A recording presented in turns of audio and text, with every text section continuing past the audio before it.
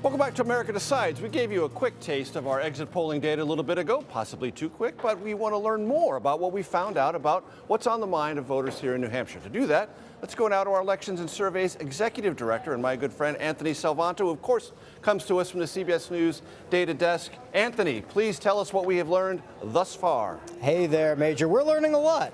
I'm going to start with this. When you look at the people who are voting for Donald Trump, the top thing they say is the reason they're doing it is that he fights for people like me. The second one is shares my values.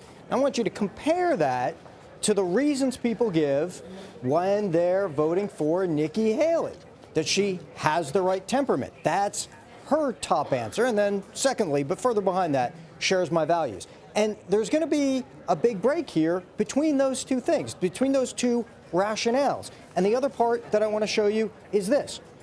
Are you part of the MAGA movement? Well, this 32% is much lower than what we saw in the Iowa caucuses, where it was about half. And the reason I point that out, Major, is that I want to reinforce the idea that this is a very different electorate. This is an electorate in which independents can come in and vote, not just Republicans. And we know that coming into this, Nikki Haley was really counting on those independents to help bolster her, to help make her case.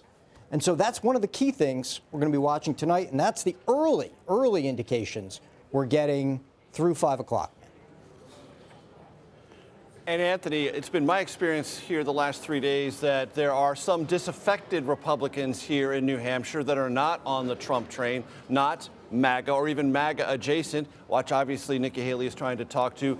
But the Trump base also is strong, well organized, and they feel will be formidable. But your early exit poll talking about fights for someone like me, contrasting with Nikki Haley on the temperament side, that's a mirror image of the campaign rhetoric. Trump, I'm a fighter, I will fight, I speak like a fighter, I punch like a fighter. Nikki Haley, we can't have that same temperament, chaos, and all the other things that Trump brings that undermine electability. Those are consistent with their closing arguments here. It is, and so let me pick up on that and show you this. When did you decide, right? We've got 1 in 5 who broke in the last few days. Now, this is fairly typical for New Hampshire, but it's important because 20% of the electorate breaking in the last few days, it can really affect a race, right? This could be worth 3, 4, 5 points on the margin, depending. So that's really important. And then let me add this, because I'm going to be watching this all night too, Major.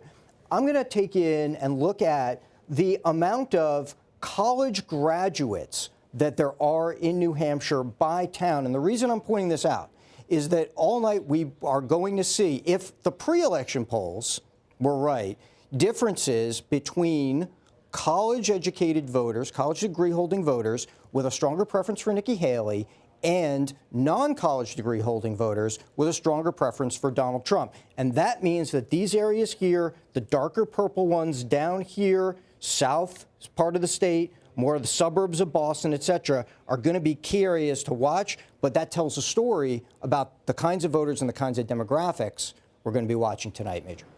Is the hair covering everything? And Anthony, do you have any data on how New Hampshire voters participating today feel about the general direction of the country or their overall satisfaction with key things like economy, immigration?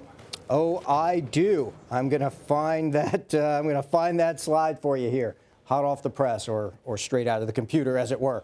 The economy is the top issue, but it's really closely followed by immigration. And that's important because the other part of this is there's a widespread dissatisfaction with the direction of the country among these voters. Maybe that's not a surprise because they're the party out of the White House. And we typically see that, but it also kind of underpins the kind of rhetoric you're seeing in the campaign.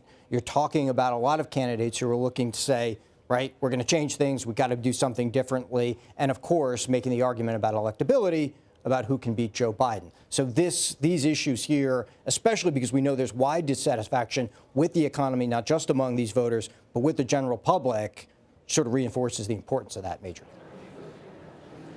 And it strikes me, Anthony, that immigration coming in a strong second is a possible beneficial sign for former President Trump, because there is no issue on which he has hammered Nikki Haley more directly in campaign flyers and television advertising in the last closing days here than that. Anthony, we'll get back to you as you continue to digest data at the CBS Data Desk. Thank you so very much.